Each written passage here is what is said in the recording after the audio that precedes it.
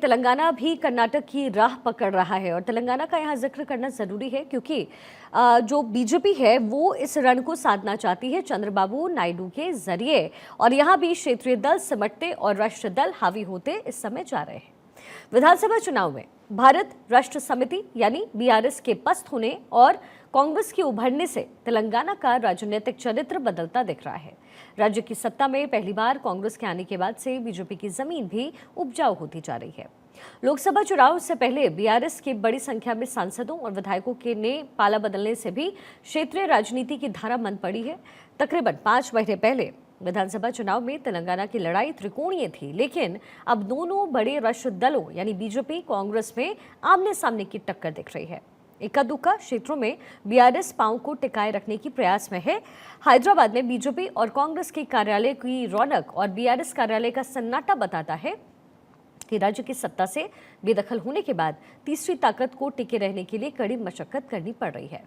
BRS की कमजोरियां धीरे धीरे बेपर्दा होने लग गई हैं। दिल्ली के शराब घोटाले में के कविता की गिरफ्तारी से केसीआर परिवार और बीआरएस की छवि पहले ही खराब हो चुकी है। 10 साल तक मनमाने तरीके से सत्ता चलाने और समर्पित कार्यकर्ताओं और मतदाताओं से दूरी बढ़ाने की वजह से केसीआर का राजनीतिक कद छोटा हुआ।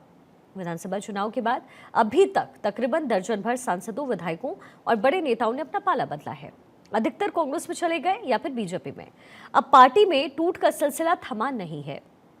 लोकसभा चुनाव के बाद भी कितने टिके रह पाएंगे ये देखना दिलचस्प होगा। केसीआर के लिए ये सबसे बुरा दौर कहा जा रहा है क्योंकि पार्टी के अंदर असंतोष से निपटने के लिए भी संघर्ष करना पड़ रहा है। फिर भी समर्थकों का भटकाव कम नहीं हो पा रहा। सत्ता में रहते हुए आराम से जीने वाले केसीआर की हालिया मेहनत को देखकर लगता है कि उन्हें एहसास हो चुका है कि सतर्क नहीं हुए तो इतिहास होने में देर नहीं लगेगी। कुछ जानकारों का कहना है कि जब तक सत्ता केसीआर के पास रही तब तक वो आम आदमी से दूर रहे। अब सड़कों पर अपने कुनबे के साथ पसीना वो बहा रहे हैं। अब बात कर लेते हैं तीनों पार्टियों की स्थिति की। कौन सी पार्टी का मजबूत पक्ष क्या है और कमजोर पक्ष क्या है। सबसे पहले बात बीजेपी की करते हैं। कांग्रेस के सत्ता में आने के बाद बीआरएस बिखरी हुई है, जिसकी वजह से बीजेपी अपनी जड़ें वहां पर मजबूत करने में जुटी है। वहीं इस वक्त माहौल भी बीजेपी के पक्ष में दिख रहा है। अगर बीजेपी के कमजोर पक्ष की बात करें तो प्रदेश अध्यक्ष बंडी संजय के पद से हटने के बाद से पार्टी की आक्रामकता में कमी आई है। पार्टी में गुटबाजी उभर कर सामने आ रही है, जिससे पार्टी को नुकसान हो सकता है। वही 2019 के चुनाव में बीजेपी के रिकॉर्ड की अगर बात करें तो बीजेपी ने 4 सीटें यहां से जीती थी। अदिति नागर मेरी सहयोगी और हमारे पॉलिटिकल एडिटर इस समय हमारे साथ कनेक्टेड हैं। अदिति, पूरा समीकरण कितने फीसद मत मिले, क्या हुआ 2019 के चुनाव में, बीजेपी को क्या हासिल हुआ, क्या खोई? लेकिन सबसे बड़ी बात है कि इस जगह पर इस बार बीजेपी अपनी पकड़ मजबूत करने की कोशिश में जुटी है, लेकिन अभी भी चुनौतियां कम नहीं है बीजेपी के लिए। एक तो साउथ, दूसरी चुनौती ये कि अंदर संगठन के अंदर बिखराव। क्या लग रहा है इस बार के चुनाव में तेलंगाना में क्या असर? देखिए, भारतीय जनता पार्टी के लिए हम अक्सर दक्षिण मिशन, दक्षिण महत्वपूर्ण है, 400 पार के लिए दक्षिण चाहिए। तो वो जो दक्षिण है, जिसको हम बहुत पॉजिटिव तरीके से कर्नाटक को देखते हैं भारतीय जनता पार्टी के लिए, तो अगर कोई दूसरा महत्वपूर्ण राज्य है जहां पर भारतीय जनता पार्टी को बहुत उम्मीद है, वो है तेलंगाना। आंध्रा इतनी नहीं है, तमिलनाडु नहीं है, तेलंगाना है और फिर केरला आती है। तो अब बात हो रही है तेलंगाना की, जहां आज प्रधानमंत्री नरेंद्र मोदी बहुत महत्वपूर्ण सीट पर गए। वहां पर उन्होंने सीधे केसीआर के गढ़ वाली सीट पर आज उन्होंने अपने रैली को संबोधित करा।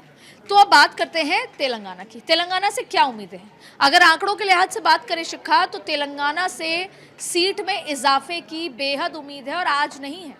बहुत लंबे समय से जब विधानसभा चुनाव थे तेलंगाना के, तब से ये उम्मीद है कि लोकसभा चुनाव में जहां आज 4 पर है भारतीय जनता पार्टी, 4 लोकसभा सीटें, वहां वो बढ़कर कम से कम 7 या 8 सीटें लेकर आएगी। ये तो मिनिमम भारतीय जनता पार्टी को इस बात का विश्वास है। अब सवाल उठता है कि विश्वास क्यों है? तो विश्वास क्यों है, जिसका काफी सारी लंबी फहरिस्त आपने बताई, लेकिन विश्वास क्यों?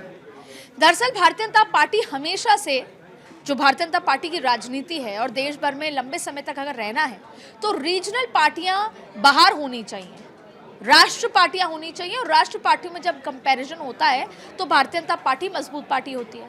तो भारतीय जनता पार्टी की रणनीति है कि रीजनल पार्टियां खत्म हो, या तो उनका विलय हो जाए या उनका जनाधार कम हो जाए। तो अब यहाँ पर भी वही स्ट्रैटेजी है। ये भारतीय जनता पार्टी के लिए बहुत ही इंपॉर्टेंट फैक्टर है कि कांग्रेस सत्ता में है। उससे होता क्या है, बीआरएस कमजोर होती है। दक्षिण हमेशा चुनौती इसलिए रहा है क्योंकि वहां पर रीजनल पार्टियां का वर्चस्व रहा है। जैसे तमिलनाडु में एआईडीएमके, डीएमके, या फिर बात करें आंध्रा की तो टीडीपी, यहाँ पर बीआरएस का वर्चस्व कम हुआ। क्यों? भ्रष्टाचार, परिवारवाद, ये दो बड़े फैक्टर थे। और भ्रष्टाचार और परिवारवाद के लिए भारतीय जनता पार्टी ने जिस तरीके से उत्तर को कम किया, उत्तर में कांग्रेस को बाहर किया, ठीक वैसे ही पश्चिम में या दक्षिण में बात करें तो भ्रष्टाचार और परिवारवाद के माध्यम से बीआरएस को बाहर किया। अब हमने जो आज का भाषण उनका सुना, उसमें देखिए प्रमुख बात यही दो थी कि जिस चीज को लेकर जनता ने बीआरएस को बाहर किया सत्ता से, अब वही काम दुगनी स्पीड में कांग्रेस कर रही है। अब इसकी साइकोलॉजी को समझिए। रीजनल पार्टी तो पहले से ही बाहर हो गई। अभी आपने कहा कि जब वो सत्ता में थे तो वो अपने संगठन से नहीं मिलते थे, और इस बात की शिकायत थी क्योंकि मैं विधानसभा चुनाव में वहां गई थी। वहां के जो प्रमुख कार्यकर्ताओं को लगता था कि वो तो मिलते ही नहीं है, वो अपने घर में उनसे मिलने जाओ तो मुलाकात ही नहीं हो सकती, रिजॉर्ट में मुलाकात होती है, उनका एक अलग रिजॉर्ट है जहां वो अक्सर मिलते थे। तो वो बहुत ज्यादा, तो अब सत्ता से बाहर हो गए। लेकिन अब इन 17 विधानसभाओं में जो केसीआर है वो बस से घूम रहे हैं। देरी हो गई, लेकिन भारतीय जनता पार्टी के लिए अच्छा फैक्टर जो हम बात कर रहे थे वो ये है, पहला बीआरएस बाहर है, कांग्रेस अंदर है, कांग्रेस एक राष्ट्र पार्टी है, और भारतीय जनता पार्टी के लिए आसान है कि वो किसी एक राष्ट्र पार्टी से चुनाव लड़े।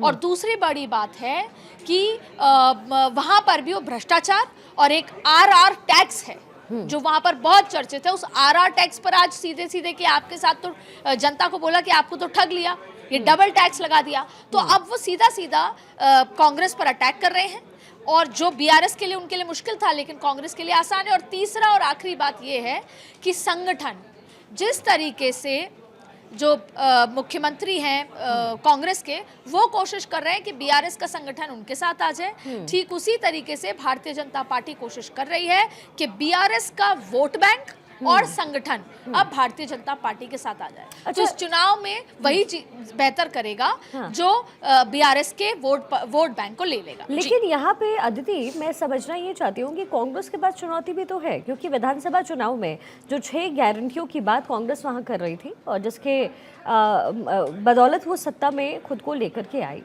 वो 6 गारंटियां पूरी नहीं हुई, जो हाल है इस समय उत्तर भारत में हर कोई जानता है कांग्रेस का। क्या लगता है कि बावजूद इसकी वहां की जनता कांग्रेस को सपोर्ट करेगी? जाहिर तौर पे एक तो सबसे बड़ी बात है कि जो तेलंगाना है, जो अभी जब विभाजन हुआ, अलग अलग आंध्रा और तेलंगाना निकले, तो जो ग्रेटर हैदराबाद है वहां पर भारतीय जनता पार्टी का बोलबाला है। ग्रेटर हैदराबाद की तीनों लोकसभा सीटों पर भारतीय जनता पार्टी का अच्छा प्रदर्शन है। इसके साथ साथ उत्तर तेलंगाना में भी भारतीय जनता पार्टी का बहुत अच्छा जनाधार है। भारतीय जनता पार्टी की चुनौती क्या है? दक्षिण और मध्य तेलंगाना, ये चुनौती के रूप में है, जहां पर अब आप देखिए वहां पर जैसे आपने कहा कि 6 जो योजना थी वो पूरी नहीं की, तो जाहिर तौर पे एक ये बड़ा फैक्टर है। क्योंकि क्या होता है, जनता ने जैसे ही आपको सत्ता सौंपी, वो चाहती है कि अगले कम से कम 90 दिनों के अंदर मैक्सिमम आप उसका 50% 60% पूरा कर दें। लेकिन जब ऐसा नहीं हो पाता तो ये बड़ा सवाल होता है। इसीलिए मध्य प्रदेश, छत्तीसगढ़, राजस्थान में जो वादे किए गए थे तो उसको भी देखा जा रहा है। हालांकि भारतीय जनता पार्टी जीती तो उनका भी देखा जा रहा है कि ज़मीन पे अब कैसा। ठीक वैसे ही बहुत ज़्यादा चुनौती है कांग्रेस के लिए, क्योंकि जो वादे उन्होंने प्रियंका गांधी करके गई थी कि मैं ये पूरा करूंगी, तो वो बड़ी चुनौती है। दूसरी बड़ी बात है कि वहां पर एक और स्ट्रैटेजी कांग्रेस कर रही है। जैसे बीआरएस क्या किया करते थे ओवैसी के साथ, वो हैदराबाद में तो ओवैसी के सामने कैंडिडेट कमजोर उतारते थे, उनको सारी सरकारी जो भी मदद हो सकती थी वो करते थे, और इन रिटर्न ओवैसी से वो एक्सपेक्ट करते थे कि पूरे तेलंगाना का जो मुस्लिम वोट बैंक है या जो उनके लोग हैं वो बीआरएस को सपोर्ट करें। लेकिन अब यही काम कांग्रेस करने की कोशिश कर रही है। भारतीय जनता पार्टी चाहती है कि यहाँ पर भी उसी तरीके से पोलराइजेशन हो। तो बहुत अलग अलग तरीके से है, लेकिन भारतीय जनता पार्टी के लिए एक और अच्छा फैक्टर है, वहां के लोग विधानसभा के लिए तो रीजनल पार्टी या कांग्रेस को चुनना चाहते हैं, लेकिन लोकसभा के लिए चाहे फिर किसान ही क्यों ना हो, किसानों का बहुत बड़ा मुद्दा है वहां पर, तो किसान ही क्यों ना हो, वो परिवारवाद, भ्रष्टाचार से तंग आकर वो देश में प्रधानमंत्री नरेंद्र मोदी को चुनना चाहते हैं। और ये मैं जिम्मेदारी से इसलिए कह रही हूँ क्योंकि मैं वहाँ गई, वहाँ के मंडी किसान के लोगों से मैंने बात की, और दोनों ही पॉलिटिकल पार्टी बीआरएस और कांग्रेस के ऊपर परिवारवाद और भ्रष्टाचार का जो तमका है वो भारतीय जनता पार्टी अच्छे से लगा चुकी है, जिसमें शराब घोटाले में जो के कविता का नाम है वो बीआरएस को एकदम साइडलाइन कर चुकी है। अच्छा, तो अदिति, आपकी बात को जोड़ते हुए अब प्रधानमंत्री मोदी जाहिर है इसी मुद्दे को लेकर के कहीं ना कहीं बीजेपी आश्वस्त है। पीएम ने क्या कहा है तेलंगाना में, पहले अदिति वो सुन लेते हैं, फिर मैं आपके पास आती हूँ। कांग्रेस ढेर सारे वादे करके सरकार में आई थी, लेकिन सरकार बनते ही वो बीआरएस की फोटोकॉपी बन गई। बीआरएस ने जितना वर्षों में लूटा, कांग्रेस उतना भ्रष्टाचार कुछ महीनों में ही करना चाहती है। इंडस्ट्री की बात कहकर आई कांग्रेस ने यहां फेक वीडियो की मैन्युफैक्चरिंग की दुकान खोल ली है। कांग्रेस बीआरएस के कालेश्वरम स्कैम पर कलम तक हिलाने को तैयार नहीं है। जब से कांग्रेस आई, तेलंगाना में डबल आर टैक्स अलग से लग गया। दिल्ली तक में आप लोगों पर लगे डबल आर टैक्स की चर्चा हो रही है। अदिति, आपने सुना पीएम ने क्या कहा। बिल्कुल वो जो हमारे शो का नाम है प्योर पॉलिटिक्स, बिल्कुल पॉलिटिक्स वहां करते हुए नजर आए, और साफ तौर पर उन्होंने कहा कि कांग्रेस जो सत्ता में आई तो वही बीआरएस वाले राग अल्पा रही है। क्या लग रहा है अब प्रधानमंत्री मोदी का ये जो निशाना है, क्या अचूक साबित होने वाला है? बिल्कुल, देखिए, जैसा मैंने आपको पहले कहा कि प्रधानमंत्री मोदी ने भ्रष्टाचार और परिवारवाद के खिलाफ कांग्रेस को उत्तर में बाहर कर दिया था, तो यही ये जो पूरा फैक्टर है वो वहाँ पर तेलंगाना में भी कोशिश हो रही है। कैसे? जिस वजह से बीआरएस विधानसभा चुनाव में बाहर हुई, तो उसी वजह से अब कांग्रेस को भी वो ये बताना चाहते हैं लोकसभा में कि ना तो आपके वादे पूरे हुए, जिन वादों पर वो आप सत्ता में लेकर आए, दूसरा आरआर टैक्स डबल टैक्स लगाया जा रहा है, तीसरा भ्रष्टाचार दुगना हो रहा है। तो जिस वजह से आपने बीआरएस को बाहर किया था, वही काम दुगने तरीके से कांग्रेस कर रही है। और आपने देखा होगा साइकोलॉजिकली पूरे देश में जो भारतीय जनता पार्टी का परचम लहराया है, उसकी सबसे बड़ा फैक्टर यही रहा है कि भ्रष्टाचार और परिवारवाद। ये फैक्टर देखिए मायावती को डेंट किया, ये फैक्टर सपा सुप्रीमो अब अखिलेश यादव को, उनके पूरे परिवार को डेंट किया, भ्रष्टाचार परिवारवाद। यही फैक्टर आप देखिए कि ममता बनर्जी को, अपने भतीजे और भ्रष्टाचार। तो भ्रष्टाचार परिवारवाद वाला जो फैक्टर है वो महाराष्ट्र से लेकर हर जगह काम किया है भारतीय जनता पार्टी के लिए, और इस फैक्टर की वजह से भारतीय जनता पार्टी वो है जो वो आज है, वो जो लोगों ने बनाया है। और ये बहुत बाइबल पॉइंट है कि परिवारवाद किया जा रहा है, गांधी परिवार को लेकर शुरू हुआ था वो। तो ऐसी स्थिति में एक बार फिर बीआरएस के लिए भी यही कहा गया, परिवारवाद भ्रष्टाचार, जिस वजह से विधानसभा में काफ़ी ज़्यादा इसका इम्पैक्ट रहा। और अब जब कांग्रेस आई है, लेकिन कांग्रेस के पॉजिटिव फैक्टर ये हैं कि जो रेवंत रेड्डी हैं, एक तो वो बहुत ज़्यादा जैसा आपने कहा कि युवा हैं, आक्रामक हैं, और वो बीआरएस और बीजेपी से अलग अलग स्ट्रैटेजी लेके काम कर रहे हैं। बीआरएस की स्ट्रैटेजी तो कर रहे हैं मुस्लिम वोट बैंक को एकत्रित करने के लिए, ओवैसी को अंडर द कार्पेट, अपने बिहाइंड द कर्टन्स अपने साथ रखने के लिए। वहीं एक ओबीसी फैक्टर है जिसका आपने शुरुआत में जिक्र किया था, बंदी संजय। आज तेलंगाना में अगर भारतीय जनता पार्टी ने अच्छा प्रदर्शन नहीं किया था विधानसभा में, उसका एक बहुत बड़ा फैक्टर है बंदी संजय। ये तक कहा जाता है जमीन पर कि अगर बंदी संजय होते तो क्या पता वो मुख्यमंत्री होते, क्या पता भारतीय जनता पार्टी सत्ता में होती। बंदी संजय का इतना बड़ा इम्पैक्ट है। लेकिन जो इंटरनल इन फाइटिंग है भारतीय जनता पार्टी की, उसके चलते बंदी संजय को दिल्ली बुला लिया गया, जिसका रेपरकशन आज तक भी है। आप देखिए, ओबीसी एक बहुत बड़ा वोट बैंक है जिसकी राजनीति देश भर में चल रही है जी। आज अगर 2024 लोकसभा चुनाव में कोई सबसे प्रमुख चुनावी मुद्दा पोल थीम है तो वो ओबीसी के इर्द गिर्द है। तो अब आप देखिए, वही ओबीसी का बड़ा फैक्टर है बंदी संजय, और वही ओबीसी वोट बैंक कहीं ना कहीं नाराज है बंदी संजय को डिसलोकेट करने से। वो आज तेलंगाना में होते, भारतीय जनता पार्टी की उतनी ही बड़ी ताकत होती जितना भारतीय जनता पार्टी तमिलनाडु में अन्नामलाई को मानते हैं, शायद उससे ज्यादा बड़ी ताकत। लेकिन इंटरनल कॉम्प्लिकेशंस, इन फाइटिंग के चलते बंदी संजय दिल्ली आए, और उसके बाद से वो राग नहीं थमी। तो भारतीय जनता पार्टी इस बार अपने आप को तमिलनाडु से बेहतर, आंध्रा से बेहतर तेलंगाना के रिजल्ट्स मान रही है। लेकिन ये ओबीसी फैक्टर एक ऐसा फैक्टर है जिस पर रेवंत रेड्डी काम कर रहे हैं कि वो ओबीसी फैक्टर जो है, जो बंदी संजय के साथ था, वो इमोशनली अब उनके साथ आ जाए।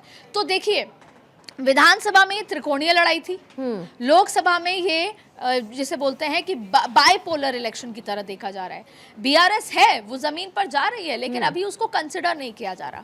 तो चुनौती यही है कि बीआरएस का वोट बैंक और बीआरएस का संगठन कौन लेता है, क्योंकि आपने पिछले दिनों देखा हो बीआरएस की स्थिति को देखते हुए बहुत सारे सांसद, विधायक और पदाधिकारियों ने या तो कांग्रेस ज्वाइन कर ली या बीजेपी ज्वाइन कर ली। तो भारतीय जनता पार्टी इस बार बहुत कॉन्फिडेंट है, लेकिन फैक्टर यही है कि ओबीसी फैक्टर किस तरफ जाता है। क्या ओबीसी की मदद से, जिसको कभी किसी की बी टीम कहा जाता है, किसी की बी टीम कहा जाता है, वो पूरा एकमुश्त मुस्लिम समुदाय किस तरफ जाता है। और कई बार ओबीसी के लिए माना जाता है कि वो प्रत्याशी इसलिए उतारते हैं जिससे कि वो बीजेपी की बी टीम की तरफ, तमाम तरीके की बातें आती हैं, जैसे बसपा के लिए आती थी। तो यहाँ पर भले ही बाइपोलर इलेक्शन है, लेकिन अंडर द कार्पेट ट्रायंगुलर या क्वाड्रिलेटरल इलेक्शन माने जा सकते हैं। अब मैं इस बात को खत्म करने से पहले 3 फैक्टर, क्या भ्रष्टाचार, परिवारवाद लोगों के दिल पे हावी होगा, दिमाग पर हावी होगा, तो कांग्रेस के लिए नुकसान है। क्या OBC factor Bharatiya Janata party से स्लिप होता है, बीजेपी के लिए नुकसान है। तो ऐसे कई सारे फैक्टर्स हैं। और फिर सबसे बड़ी बात है कि जो वादे किए थे कांग्रेस ने अब तक पूरे नहीं किए। लोकसभा चुनाव में हो सकता है कई बार वोटर्स इसलिए भी वोट कर दें बीजेपी को कि अगले जो 3 साल हैं वो कांग्रेस अच्छे से चलाए, डर कर चलाए। यानी कि वोटर्स झटका देने में माहिर होते हैं, तो हो सकता है कि कांग्रेस को झटका दे दें, जिससे कांग्रेस अपने किए गए पूरे वादे जो हैं उनको जमीन पर पूरा करे आगे के लिए, फ्यूचर के लिए। अदिति, एक आखिरी सवाल आपसे, क्या आपको लगता है कि बीआरएस जिस तरीके से डिग्रेडेड हुई, जो पोजीशन गिरी है, क्या सिर्फ परिवारवाद ही एकमात्र मुद्दा है? क्योंकि परिवारवाद की अगर बात करें तो देश भर में जो पिछले 1 दशक में चित्र बदली है, जो तस्वीर पेश हुई है, वो यही है कि परिवारवाद वाली पार्टी हमेशा डाउनफॉल की ओर जाती रही पिछले 10 सालों में। क्या आपको लगता है कि बीआरएस, जो कि गांव-गांव तक जमीनी स्तर पर इतनी एक्टिव थी, सिर्फ परिवारवाद को खड़ा करने की वजह से उनके कार्यकर्ता टूट गए? और अगर इसमें बदलाव हो सकता है तो बीआरएस को कितनी मेहनत की जरूरत है? बहुत ही आपने पॉलिटिकल सवाल किया, और शायद ये ऐसा मुद्दा है जो देश की राजनीति में आज बहुत प्रबल तरीके से इसकी तस्वीरें नजर आ रही हैं। कोई भी पॉलिटिकल पार्टी अगर कमजोर होती है तो उसका एक ही कारण है, संगठन की कमजोरी। संगठन कमजोर हुआ, उसकी वजह क्या थी? परिवारवाद। क्योंकि बीआरएस की पार्टी में, या ये कह लें कि यहाँ पर क्या हुआ कि केसीआर ने या तो अपने परिवार को आगे बढ़ाया या अपने जो प्रमुख संगठन कार्यकर्ता लोग थे उनसे मिलना बंद कर दिया। कोई भी पॉलिटिकल पार्टी किसी राज्य में, किसी जमीन पर या देश भर में अगर कमजोर हो रही है तो उसका सबसे बड़ा कारण है कि आपका संगठन आपसे चिपक गया। और जो भारतीय जनता पार्टी ने परिवारवाद, भ्रष्टाचार का आरोप लगाया, वो जनता ने कैच कर लिया। अब अगर जनता और संगठन आपके साथ नहीं है तो आप देश में किसी वार्ड की भी राजनीति नहीं कर सकते। बिल्कुल अदिति, बिल्कुल।